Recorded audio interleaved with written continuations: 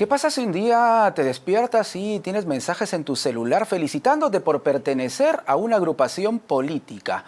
Y resulta que tú nunca habías firmado ni dado tu autorización para ello. Le está pasando a muchísimas personas con esto de las afiliaciones indebidas a puertas casi de las elecciones del 2026. Vamos a conversarlo aquí en Prueba de Fuego. Soy Jorge Rodríguez, me acompaña el doctor José Naupari, abogado experto en temas electorales. Bienvenido a RPP. Muchísimas gracias, Jorge, por la invitación.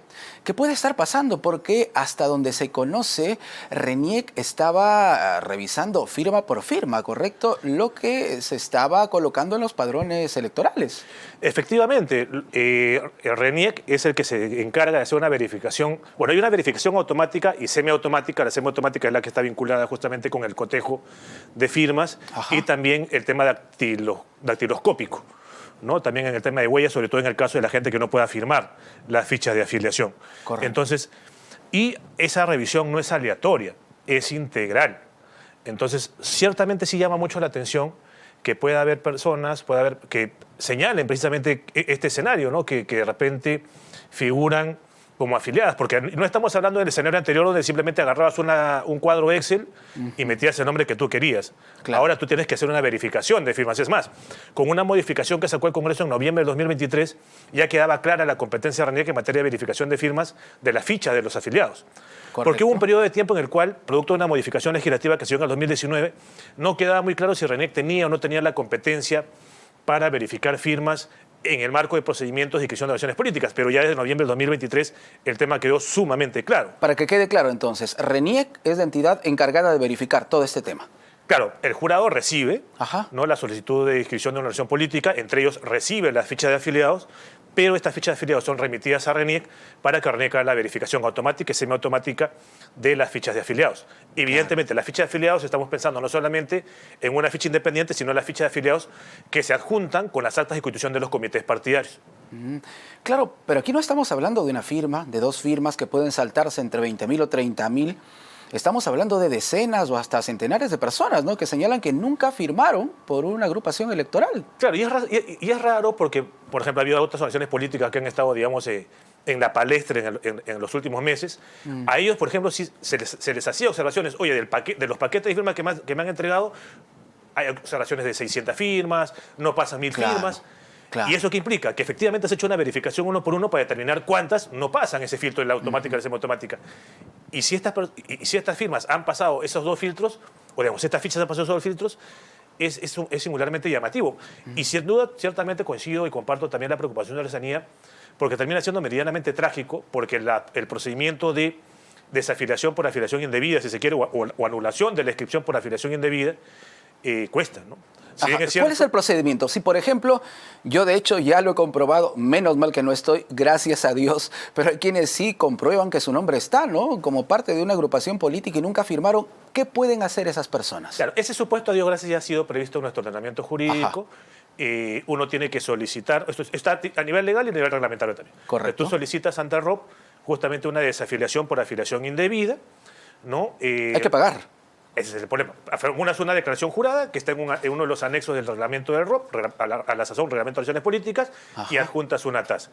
Tasa que, al menos hasta lo que he visto ahorita, bueno, ahorita no, si no me refiero horas antes en la página del jurado, es 46 soles con 20 céntimos.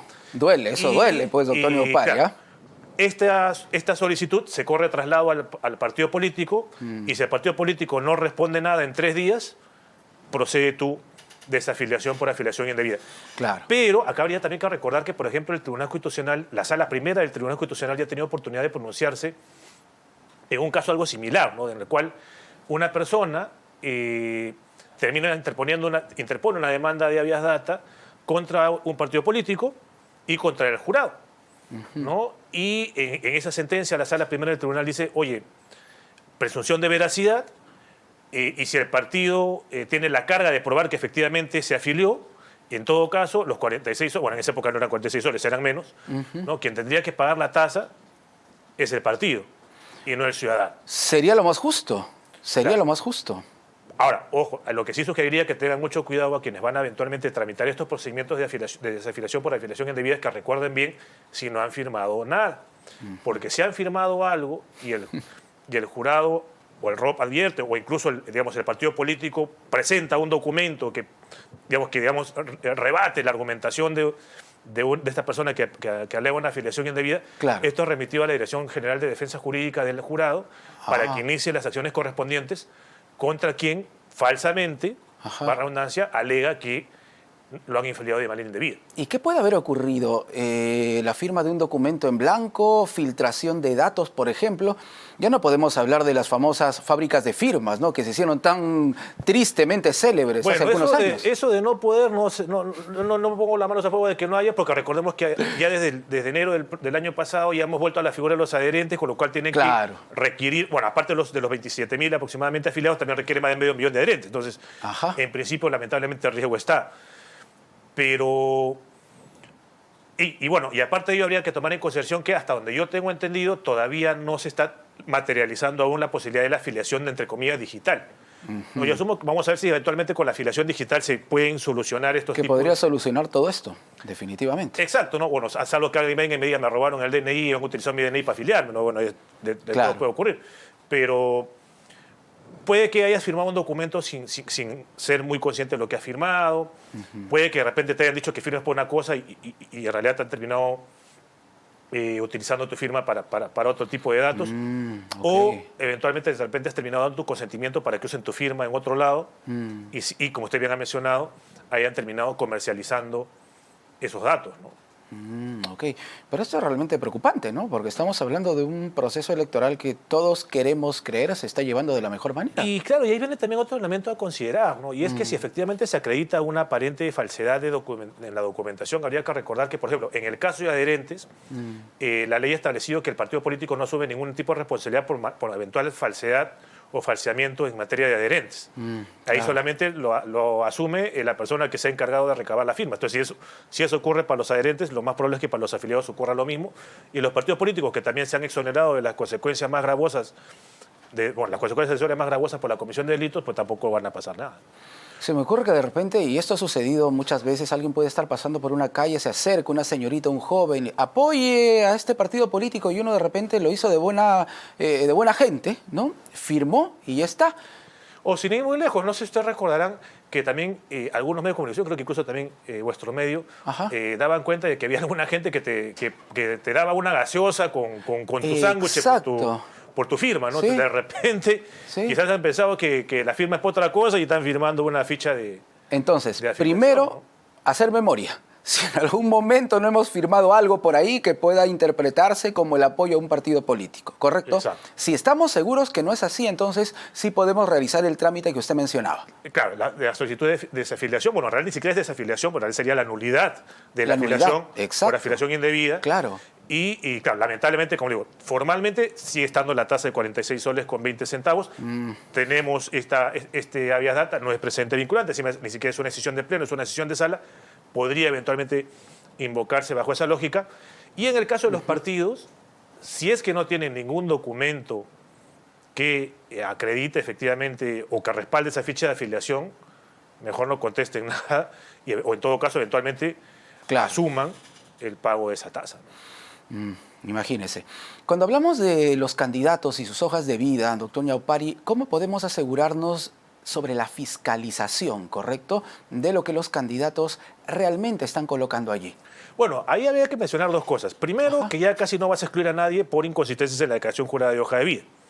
Porque ya los amigos y amigas del Congreso modificaron la ley, que ya en cierta medida había ocurrido con normas transitorias en las elecciones generales de 2021 y el RM 2022, según la cual, si tú omites una información o eventualmente hubiese alguna inconsistencia de información, pero esa información es pasible de ser obtenida de otro registro público, o sea, digamos, en poder de una entidad pública, lo que correspondería es una anotación marginal, una corrección de oficio que tendría que hacer el jurado electoral, o disponer el jurado especial previo informe de la Dirección Nacional de Fiscalización, y esa corrección se va directo y no hay exclusión. Claro, corregirlo en el camino, en pocas palabras. Pero, ojo, ¿el jurado va a tener que fiscalizar? Sí. Producto de esa fiscalización, lo que va a ocurrir es que van a haber más anotaciones marginales, es decir, más correcciones de oficio de las declaraciones juradas y ya no tanto exclusiones. Pero, evidentemente, lo ideal sería, bueno, estamos bien, ahora que tenemos inteligencia artificial y demás, que pudiese incluso hasta autocompletarse la información de una declaración jurada de hoja de vida. Si estuviéramos en un mundo ideal y hoy por hoy tuviéramos una interoperabilidad plena, eso formalmente podría hacerse. Si todas las bases de datos, SUNEDU, registros civiles, SUNAT, o SUNAR más que SUNAT, porque es el tema de reserva tributaria, SUNAR, se estuviese integrado en un solo registro, claro, que también si hackean ese registro sonamos todos, ¿no?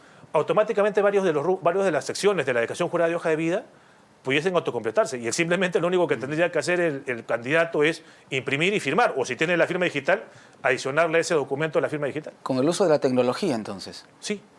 ¿En qué circunstancias un candidato puede ser excluido? Se lo pregunto porque se registró una denuncia contra el señor César Acuña, actual gobernador de La Libertad. Claro, todavía no ha anunciado su candidatura de manera formal, pero resulta que en un acto oficial comenzó a sonar un guainito, ¿no?, que estaba relacionado con su campaña electoral. Muchos tomaron como una actitud de ir conquistando electores con anticipación.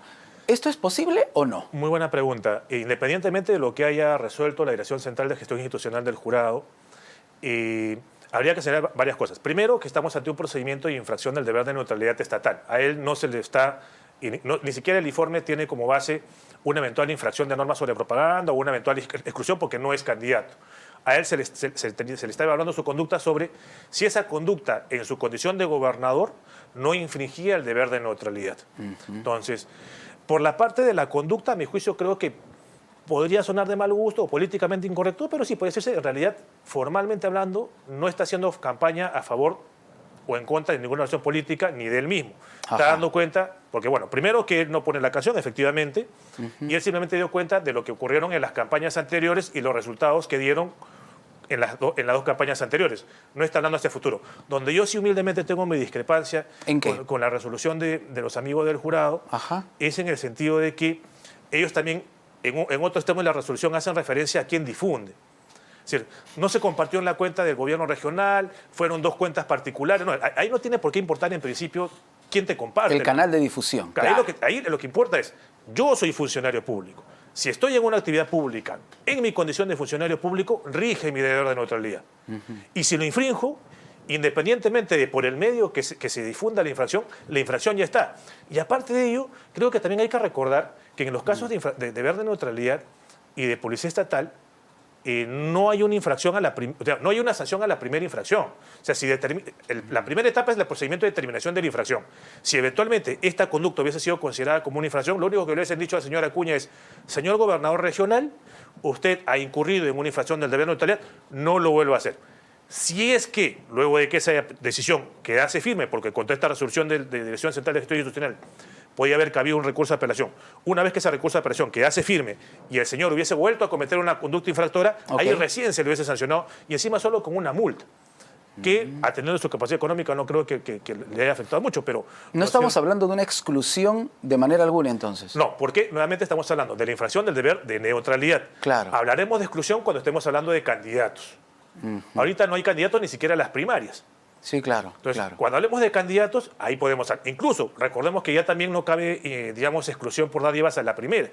Si la exclusión por conducta prohibida de dádivas solamente se va a dar en caso de reincidencia, ¿no? A ver, para que quede claro entonces, si un candidato regala, ¿verdad?, algún tipo de producto durante su campaña electoral, ¿correcto?, no va a ser sancionado.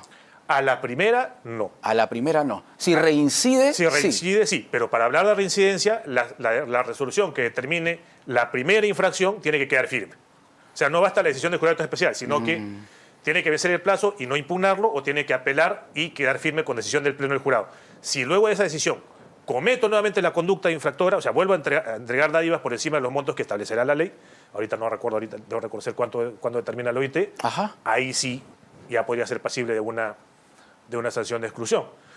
Porque de ahí ya materialmente la otra exclusión, que sí va hasta un día antes de la elección, es cuando tú puedes incurrir en alguno de los supuestos previstos en el artículo 33 de la Constitución. Es decir, que me impongan una pena de inhabilitación de derechos políticos, el Poder Judicial, no el Congreso, que se va por otra cuerda separada, no está previsto en el reglamento del Congreso, en el reglamento del jurado, o porque yo, digamos, recibo una sentencia condenatoria por la comisión de cualquier delito doloso con calidad de cosa juzgada.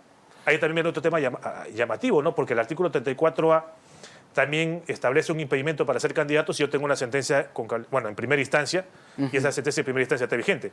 Ese no está siendo previsto como un supuesto de exclusión hasta un día antes de la elección. Ya que hablamos del señor Acuña, hablemos también de Rafael López Aliaga o de otros alcaldes o gobernadores que están interesados, ¿no? Al menos hasta donde se sabe, en una probable postulación.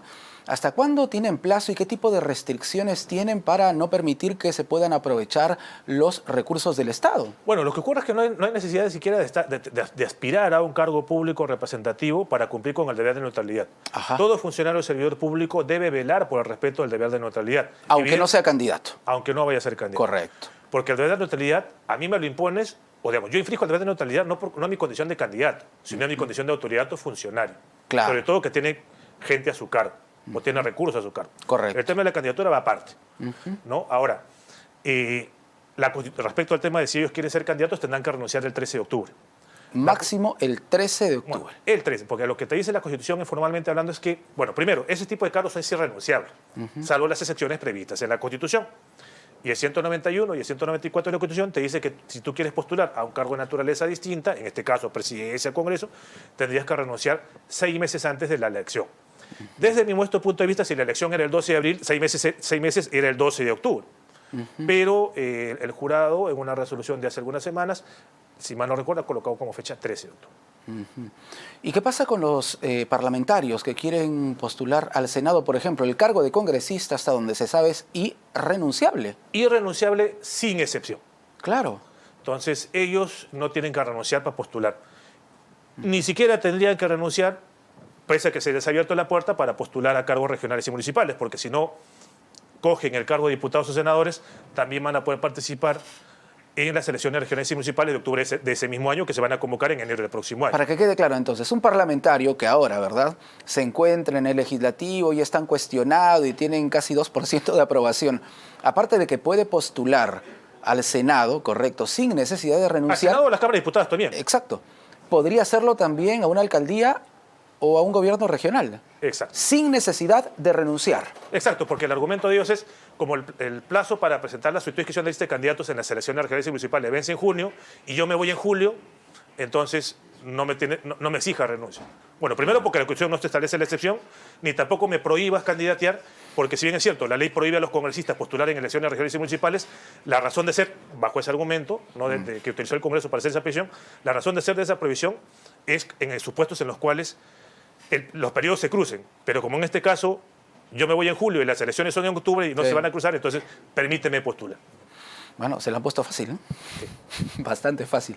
Doctor Ñaupari, gracias por estar con nosotros. El doctor José Ñaupari, abogado experto en temas electorales aquí en Prueba.